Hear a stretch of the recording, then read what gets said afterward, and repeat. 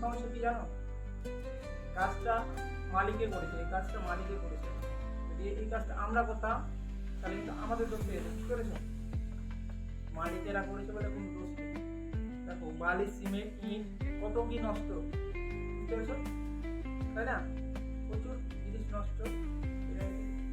পুরো মিস্ত্রি করতো তাহলে পুরো মেন ঠিকাদারের দোষ হতো, আমাদের কিছু হতো না। আমরা মিস্ত্রি আমাদের যেভাবে দেখাচ্ছি আমরা সেভাবে করেছি। এখন আবার দেখো আমরা ভেঙে ভেঙে এদিকটা দেখো পুরো ভেঙে এদিকটা এটা পুরো ভেঙে ফেলেছি। এই কাজটা হবে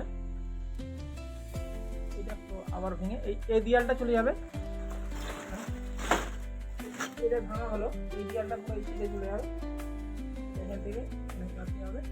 আর এটা যে ভাঙা হয়েছে এইটা এই দেয়ালটা দেখো, এটা সিধা দূর থেকে রাখো, নাহলে বুঝতে পারবে।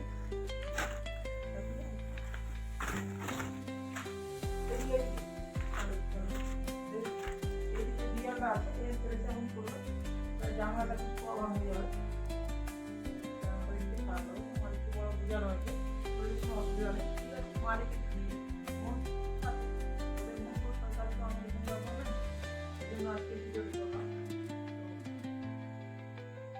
ভাঙা কাজ আর ভালো লাগছে না, সকাল থেকে ভাঙাভাঙি করছে, পুরো হাত ফাত পুরো ব্যথা হয়ে গেছে, একদম এমন অবস্থা চলার মতো হয়ে গেছে।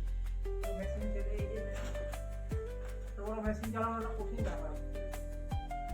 যাই হোক, আর কি বলছি না, এই জন্য ভিডিওটি করা। তো যাই হোক, ভালো থাকবে।